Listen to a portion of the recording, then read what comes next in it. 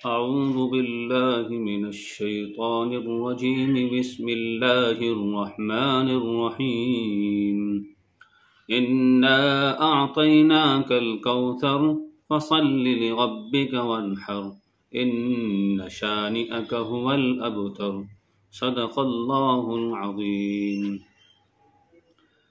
آ جاؤ بھائی، قریب قریب آ جاؤ۔ آپ تمام حضرات سوچ رہے ہوگے کہ مفتی صاحب کو بھول لگ گئی ہے یا کوئی اور مسئلہ پیش آ گیا۔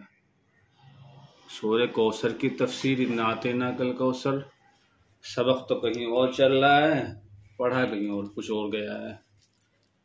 تو بھائی اس کا جواب میں آپ کو خود ہی دیتا ہوں سوال کر لینے کے بعد۔ سوال کے بعد کل ایک صاحب آئے، کہنے لگے جی قرآن کریم کی جو سب سے چھوٹی آیت ہے، سورت ہے، اس کا ترجمہ آپ میرے سامنے کر دیجئے اور کچھ بات بتا دیجئے اس میں کیا واقعہ ہے۔ تو میں نے کہا بھائی ابھی تو میں مطالعے میں ہوں، کل انشاءاللہ فجر کی نماز میں تشریف لائیے، میں وہیں آپ کے سامنے بیان کر دوں گا، آپ اسے سن لیجئے اور آپ کے ذریعے سے اور لوگوں کا فائدہ ہو جائے گا۔ نماز پڑھتے ہیں تو نماز میں بھی خیال رہے گا بھائی اس کا ترجمہ کیا ہے۔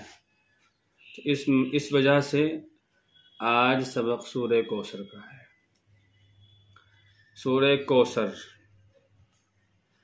یہ مکے میں نازل ہوئی اور اس میں 3 آیتیں ہیں۔ قرآن کریم کی سب سے چھوٹی سورت ہے۔ میں پہلے ترجمہ کرتا ہوں۔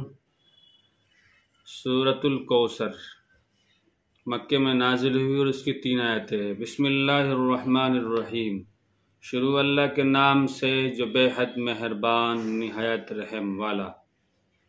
انا اعطیناک الکوثر، بے شک ہم نے دی تجھ کو کوثر۔ فصل لربک وانحر، سو نماز پڑھ اپنے رب کے آگے اور قربانی کر۔ ان شانئک هو الابتر، بے شک جو دشمن ہے تیرا وہی رہ گیا پیچھا کٹا۔ ابتر دم بریدہ، پیچھے کٹا۔ اب یہ سورت، اس کا ترجمہ آپ نے سن لیا۔ اس کا شان نزول، یہ نازل کیوں ہوئی، اس کو شان ورود بھی کہتے ہیں، محل استشہاد بھی کہتے ہیں۔ اس سورت کا پس منظر کیا ہے، بیک گراؤنڈ کیا ہے۔ تو ابن ابی حاتم سے اور بیہقی نے دلائل نبوت میں حضرت محمد بن علی بن حسین رضی اللہ تعالی عنہ سے نقل کیا ہے کہ جس شخص کی اولاد مذکر جس شخص کی اولاد ذکور مر جائے اس کو عرب ابتر کہتے تھے۔ اللہ جس کے لڑکوں کا انتقال ہو جائے، لڑکی باقی رہے تو اسے ابتر کہتے تھے عربی میں۔ اب ابتر کا مطلب ہے مقطوع النسل، جس کی نسل کٹ جائے، آگے نہ چلے۔ واقعہ کیا بنا؟ جس وقت نبی کریم صلی اللہ علیہ وسلم کے صاحبزادے قاسم یا ابراہیم کا بچپن ہی میں انتقال ہو گیا تو کفار مکہ آپ کو ابتر کہہ کر طعنہ دینے لگے کہ دیکھو یہ کوئی نبی و بھی نبی، اس طرح کہنے لگے یہ نبی نہیں ہے، اور ہے بھی تم ان کی بات پر توجہ نہ دو، اس کی تو جو لڑکے ہیں ذکور جو ان کے بچے ہیں ان کا انتقال ہو گیا، ان کی نسل چلنے والی نہیں ہے۔ اگر یہ سچے ہوتے صحیح ہوتے تو اللہ ان کی نسل کو زندہ رکھتا، مگر ان کی تو نسل ہی زندہ نہیں ہے۔ آپ پیغمبر علیہ السلام کی جو نسل چلی ہے وہ حضرت فاطمہ رضی اللہ تعالی عنہا سے چلی ہے، اور حضرت فاطمہ کو زہرا کہتے ہیں، فاطمہ الزہرا۔ زہرا کے معنی پھول کے آتے، پھولنا، کوئی پھول پھول جاتا ہے، اس کی خوشبو مہکتی ہے، پھلتی ہے، پھولتی ہے۔ اور پیغمبر علیہ السلام کی جو نسل پھلی اور پھولی ہے وہ حضرت فاطمہ رضی اللہ تعالی عنہا سے پھولی۔ یہ پیغمبر علیہ السلام کا معجزہ ہے کہ آپ کی نسل، آپ کی بیٹی حضرت لخت جگر حضرت فاطمہ رضی اللہ تعالی عنہا سے چلی۔ تو کفار مکہ آپ کو ابتر کہہ کر طعنہ دینے لگے۔ ایسا کہنے والوں میں نام عاص بن وائل کا سر فہرست ہے۔ اس کے سامنے جب رسول اللہ صلی اللہ علیہ وسلم کا ذکر کیا جاتا تو کہتا تھا کہ ان کی بات چھوڑو، یہ کچھ فکر کرنے کی چیز نہیں ہے، کیونکہ وہ تو ابتر مختوم نسل ہے، جب ان کا انتقال ہو جائے گا ان کا کوئی نام لینے والا بھی نہ ہوگا۔ اس روایت کو بغوی نے نقل کیا ہے، ابن کثیر نے لیا ہے، تفسیر مظہری میں بھی موجود ہے۔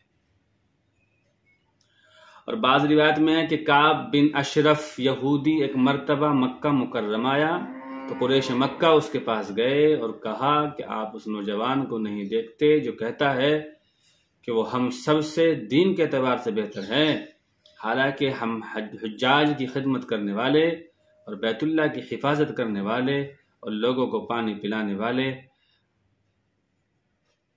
اور دیگر خدمت کرنے والے ہیں۔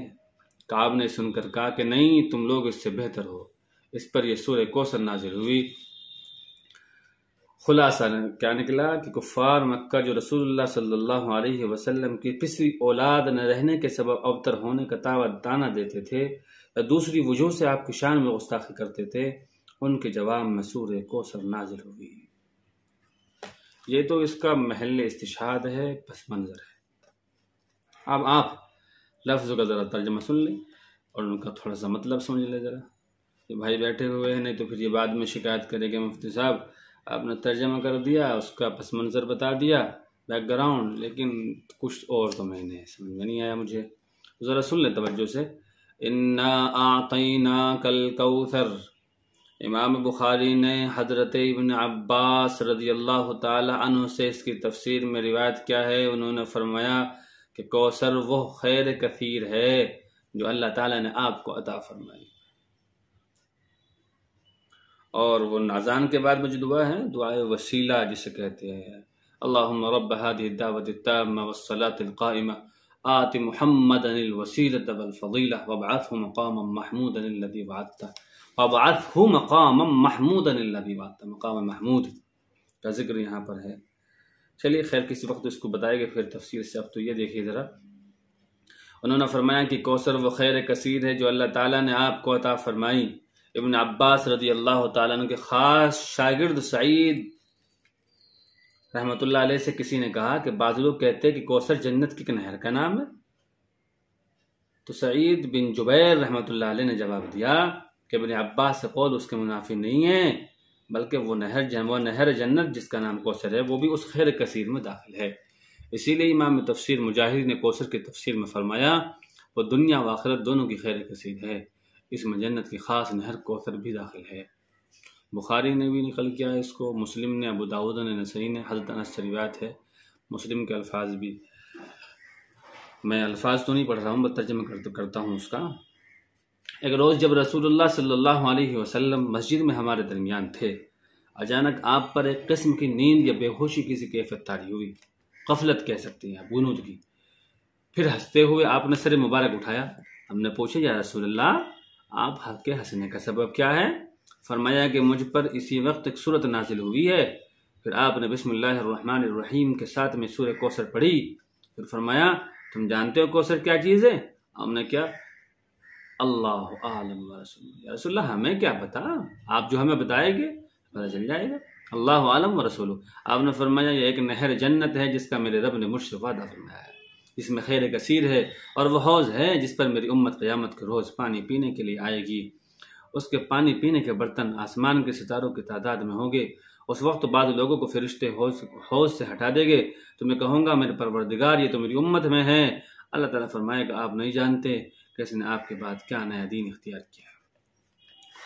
ابن ماجہ میں ایک حدیث ہے، پیغمبر علیہ السلام نے، وہ کلیجہ منہ کو آتا ہے اس حدیث کو سننے کے بعد، اور اکثر ایسا ہوتا ہے جب وہ کسی موقع پر میں بیان خود کرتا ہوں، میرا رب گواہ ہے کہ میرا تو رونگ ٹکڑا ہو جاتا ہے۔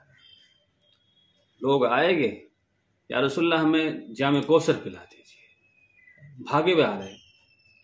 پیغمبر علیہ السلام اپنی امت کو جام کوثر پلانے کے لیے آگے بڑھے گے، آواز آئے گی محمد یہ تیرے امتی نہیں ہے، یہ تیرے امتی نہیں ہے۔ پیغمبر علیہ السلام مچل جائے گے، یا رسول اللہ یہ میرے امتی ہے، یا رسول اللہ یہ میرے امتی ہے۔ جواب آئے گا تو بہت بھولا ہے محمد، سب کہہ دو صلی اللہ علیہ وسلم یہ تیرے امتی ہوتے تو نماز نہ چھوڑتے. میں آپ کو سمجھا رہا ہوں. اگر یہ تیرے امتی ہوتے تو نیا دین اختیار نہ کرتے. اگر یہ تیرے امتی ہوتے تو غیبت نہ کرتے. اگر یہ تیرے امتی ہوتے تو چغلی نہ کرتے. اگر یہ تیرے امتی ہوتے تو جھوٹ نہ بولتے. اگر یہ تیرے امتی ہوتے تو سنیما میں پکچر نہ دیکھتے، فلمیں نہ دیکھتے. اگر یہ تیرے امتی ہوتے تو ان کی بیویاں ان کی بیٹیاں بے پردہ نہ ہوتی. اگر یہ امتی ہوتے تیرے تو انہیں تیری شریعت کا تو خیال ہوتا. اگر یہ تیرے امتی ہوتے تو انہیں تیری سنتوں کا تو خیال ہوتا. یہ تو ایک الگ زندگی گزار کے آئے ہے. نام بے شک اس کا تیرے صحابہ جیسا ہے، مگر یہ تیرے امتی نہیں ہے. اس وقت پیغمبر علیہ السلام ہاتھ اٹھا دے گے، اللہ اگر ایسا ہے تو پھر یہ میرے امتی نہیں ہے. سنو سنو کیا ہوگا اس وقت اگر محمد عربی صلی اللہ علیہ وسلم نے ہاتھ اٹھا دیا کہ اللہ اگر ایسا ہے تو میرے امتی نہیں ہے. آج سمجھنے کا وقت ہے. آئین تذہبون، چلے کہاں جا رہے ہو؟ کس راستے کو اختیار کر لیا؟ انکار کر دو جنت کا، انکار کر دو جہنم کا. جہنم کی تپش کو، اس کی گرمی کو آپ اپنے پانی سے بجھا دو. انکار کر دو پل صراط کا، انکار کر دو عدل اور میزان کا، انکار کر دو قیامت کے دن کا. اور پھر تم جو چاہے کرنا، ہمیں کوئی شکایت نہیں ہے. شکایت تو اپنوں سے ہوتی ہے بھائی. تم اپنے ہو اس لیے کہہ دیتا ہوں. اور میرے بھائی جو ہم زندگی گزار رہے اللہ کو یہ پسند نہیں ہے. تم نماز میں بھی نہیں آتے ہو. اللہ ہمیں باتوں کو سمجھ کر عمل کی توفیق عطا فرمائے. بہت ہی دکھ کا مقام ہے، بہت دکھ کا مقام ہے. کیا صورت ہماری بنی ہوئی ہے، سمجھ سے باہر ہے. ابن کثیر نے، چلیے میں لوٹتا ہوں، ابن کثیر نے اس روایت کو نقل کرنے کے بعد ایک بات اور لکھی ہے جس کو میں پڑھتا ہوں. وقد وغد فی صفت الحوض یوم القیامہ. حوض کی صفت میں روایت حدیث میں آیا ہے کہ اس میں 2 پرنالے ہوں گے. اشخب فیہ میزابان من السماء من نہر الکوثر، جو نہر کوثر کے پانی سے حوض کو بھر دے گی. اس کے برتن آسمان کے ستاروں کی تعداد میں ہوں گے. اگلی آیت، فَصَلِّ لِرَبِّكَ وَانْحَرْ. نہر، وَانْحَرْ، انہر، نہر سے مشتق ہے. اونٹ کی قربانی کو نہر کہا جاتا ہے، جس کا مسنون طریقہ اس کا پاؤ باندھ کر حلقوم میں نیزہ یا چھری مار کر خون بہا دینا ہے. جیسا کہ گائیں، بکری وغیرہ کی قربانی کا طریقہ ذبح کرنا، یعنی جانور کو لٹا کر حلقوم پر چھری پھیرنا ہے. عرب میں چونکہ عموماً قربانی اونٹ کی ہوتی تھی، اس لیے قربانی کرنے کے لیے یہاں لفظ ونحر استعمال کیا ہے. اور اس سے قربانی کا وجوب بھی ثابت ہوتا ہے کہ، اور عید کی نماز کا بھی، جو بعض حضرات کہتے ہیں کہ قربانی کرنا سنت ہے، واجب نہیں ہے، ان کے لیے یہ صورت اور یہ آیت کافی ہے. فَصَلِّ لِرَبِّكَ، آپ نماز پڑھیے، وَانْحَرْ، اور قربانی کیجئے. قربانی کے بعد نماز نہیں، نماز پہلے ہے، قربانی بعد میں ہے. جیسے قربانی بدنی اور جسمانی عبادتوں میں سب سے بڑی عبادت ہے. قربانی مالی عبادتوں میں اس بنا پر خاص امتیاز اور اہمیت رکھتی ہے کہ اللہ کے نام پر قربانی کرنا بت پرستی کے شعار کے خلاف ایک جہاد بھی ہے، کیونکہ ان کی قربانی بتوں کے نام پر ہوتی تھی. اس لیے قرآن کریم کی ایک آیت میں بھی نماز کے ساتھ قربانی کا ذکر فرمایا. ان صلاتی و نسکی و محیای و مماتی للہ رب العالمین. ابن عباس، عطا، مجاہد، حسن بصری وغیرہم سے اس آیت کے بارے میں یوں منقول ہے کہ منحر کے معنی نماز میں سینے پر ہاتھ باندھنے کے بعض ائمہ تفسیر کی طرف منسوب کیے ہیں. ان کے متعلق ابن کثیر نے فرمایا کہ روایت ناقابل اعتبار ہے. اگلا جملہ، ان شانئک هو الابتر. شانی کا معنی بغض رکھنے والے، عیب لگانے والے کے ہے. یہ آیت ان کفار کے متعلق نازل ہوئی تھی جو رسول اللہ صلی اللہ علیہ وسلم کو ابتر، مقطوع النسل ہونے کا طعنہ دے گئے. اکثر روایت میں عاص بن وائل، بعض میں عقبہ، بعض میں کعب بن اشرف اس کے مصداق ہے. حق تعالیٰ نے رسول اللہ صلی اللہ علیہ وسلم کو کوثر یعنی خیر کثیر عطا کی اس میں اولاد کثیر بھی داخل ہے۔ آپ کے لیے اولاد کی کثرت اس لحاظ سے ہے کہ نسبی اولاد بھی آپ کی ماشاءاللہ کچھ کم نہیں، اور پیغمبر چونکہ پوری امت کا باپ ہوتا ہے اور پوری امت اس کی اولاد روحانی، اور آپ کی امت پچھلے تمام انبیاء کی امتوں سے تعداد میں زیادہ ہوگی۔ ایک طرف تو ان دشمنوں کی بات کو اس طرح خاک میں ملا دیا، ان کی بات کو اس طرح کاٹ دیا، دفن کر دیا، دوسری طرف یہ بھی فرما دیا کہ یہ لوگ آپ کو ابتر ہونے کا طعنہ دیتے ہیں، وہی ابتر ہے۔ اور عبرت دیکھ سنیے ذرا، اب غور کیجئے کہ رسول مقبول صلی اللہ علیہ وسلم کے ذکر کو حق تعالیٰ نے کیسی رفعت و عظمت و بلندی عطا فرمائی کہ آپ کے عہد مبارک سے آج تک پوری دنیا کے چپے چپے پر آپ صلی اللہ علیہ وسلم کے نام مبارک 5 وقت اللہ کے نام کے ساتھ میناروں پر پکارا جاتا ہے، اور آخرت میں آپ کو شفاعت کبریٰ کا مقام محمود حاصل ہوگا، جو میں نے پڑھا تھا وبعثہ مقام محمودہ۔ اس کے بالمقابل دنیا کی تاریخ سے پوچھئے کہ عاص بن وائل، عقبہ، کعب کی اولاد کہاں اور ان کا خاندان کیا ہوا؟ خود ان کا نام بھی اسلامی روایت سے تفسیری آیت کے ذیل میں محفوظ ہو گیا، ورنہ دنیا میں آج ان کا نام لینے والا کوئی بھی باقی نہ ہوتا۔ فاعتبروا یا اولی الابصار۔ اور اسی پر میں نے بھی 2-3 روز پہلے ایک کلپ بنایا تھا کہ آپ صلی اللہ علیہ وسلم کا نام، تو میں نے کہیں پڑھا تھا کہ اللہ کا اپنے رسول سے عشق تو دیکھو،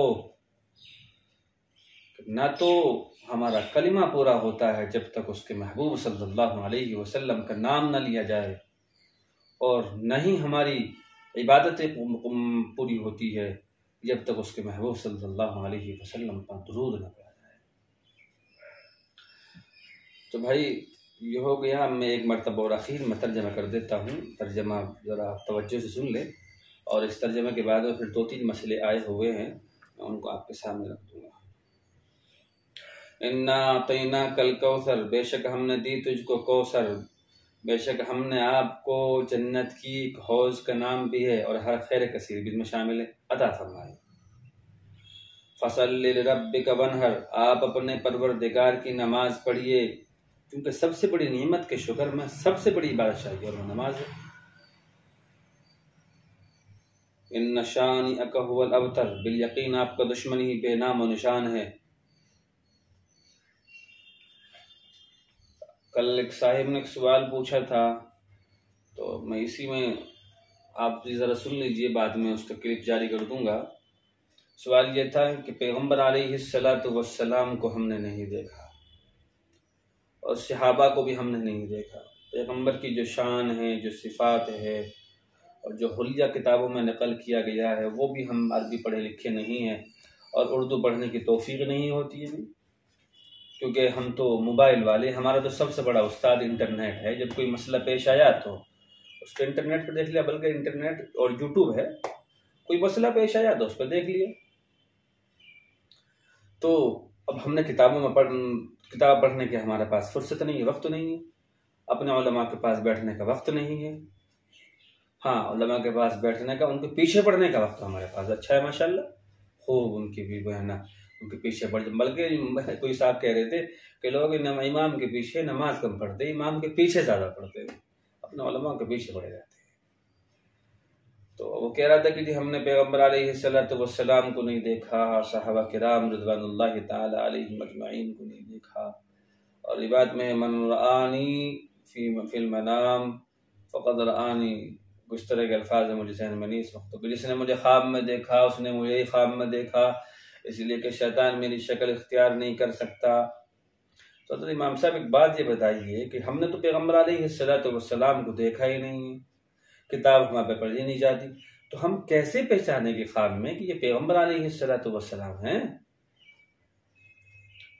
تو میں نے ان سے کہا کہ بھائی خواب جب آپ دیکھیں گے پیغمبر علیہ السلام، تو جب آپ دیکھیں گے نا تو آپ کا دل خود یہ کہہ دے گا کہ جناب محمد صلی اللہ علیہ وسلم، اللہ ہم سب کو اپنے پیارے حبیب جناب محمد مصطفیٰ صلی اللہ علیہ وسلم کا دیدار نصیب فرمائے۔ اے بال سفید ہوتے جا رہے ہیں، زندگی ختم ہوتی جا رہی ہے، دل اب بھی سیاہ ہے، کبھی سونے محمد کا دیدار نہ ہو سکا، اللہ ان گنہگار آنکھوں کو اپنے نبی کا دیدار عطا فرما دیجیے۔ مانا کہ گناہ آنکھیں دیدار کے قابل نہیں ہیں، مانا کہ زبان پیغمبر سے بات کرنے کے لائق نہیں ہے، یہ آنکھیں گناہ دیکھتی ہے، زبان غلط بولتی ہے، مانا کہ ہمارا کوئی حصہ پیغمبر کے سامنے کھڑے ہونے کے لائق نہیں ہے۔ لیکن اللہ آپ تو سب کچھ کر سکتے، آپ کی نظر ہو جائے نا، خدا کی قسم ہمارا کام بن جائے گا۔ مسجد میں بیٹھ کر بھکاری ہے سارے، اللہ تیرا گھر ہے، چھوٹے بڑوں کے پاس آئے تو بڑے یہ نہیں پوچھتے لے کر کے آیا ہے، وہ پوچھتے لینے کیا آیا ہے۔ اللہ ہم سب تجھ سے تیرے نبی کا دیدار چاہتے، اللہ اپنے نبی کا دیدار عطا فرما دیجیے۔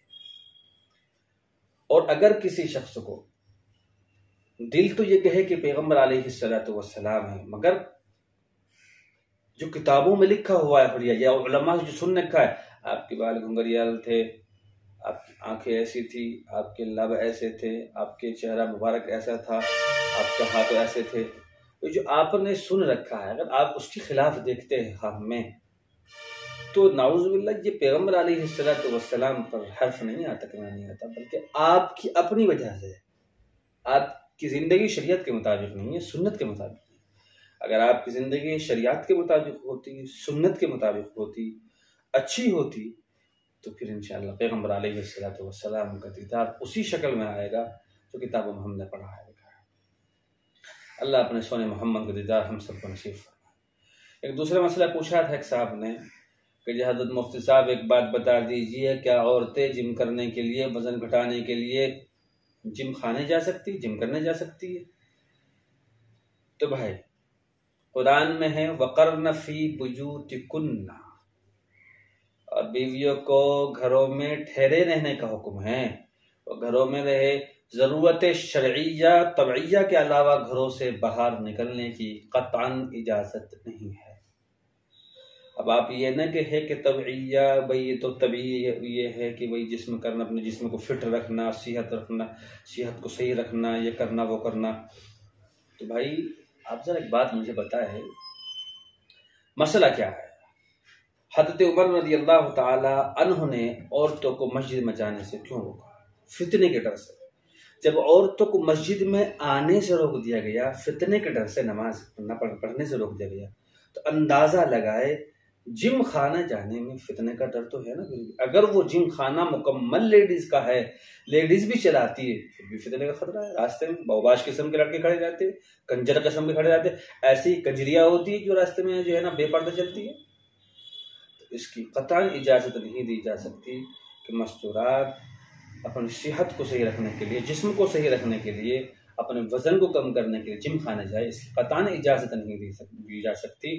البتہ یہ ضرور کہا جائے گا، یہ درخواست کی جائے گی پوری امت مسلمہ کی عورتوں سے، ماؤں سے، بہنوں سے، بیٹیوں سے کہا جائے گا اپنی صحت کو درست رکھیے، بیماری سے بچاؤ کی ہر تدبیر اختیار کیجیے، گھروں میں انتظام کیجیے، اپنے شوہر سے کہیے، اپنے بھائی سے کہیے، اپنے ابو سے کہیے، اپنے محرم آدمی سے کہیے کہ وہ گھر میں آپ کے لیے ورزش کرنے کا، اور اسی طرح سے جس چیز کی ضرورت ہے صحت کو صحیح رکھنے کے لیے، رننگ کرنے کے لیے مشین وغیرہ، ان کا انتظام کریں، اور آپ فجر سے پہلے اٹھیے، ورزش کیجیے، نماز پڑھیے، قرآن پڑھیے، اور پھر اس کے بعد اپنا گھر کا کام کاج کیجیے، آپ کی صحت درست رہے گی۔ میں سمجھتا ہوں، دیکھیے مسئلہ تو کسی نے پوچھا تھا، لیکن میں آپ کو پتا ہے کہ میں یہاں اس کو بتا دیتا ہوں تاکہ سب کا فائدہ ہو جائے۔ اللہ ہمیں باتوں کو سمجھ کر عمل کی توفیق عطا فرمائے۔ لا الہ الا اللہ، سبحان اللہ بحمدہ، سبحانک اللہم بحمدک، ونشہد ان لا الہ الا انت، نستغفرک ونتوب الیک۔ سبحان ربک رب العزة عما یصفون، وسلام علی المرسلین، والحمد للہ رب العالمین۔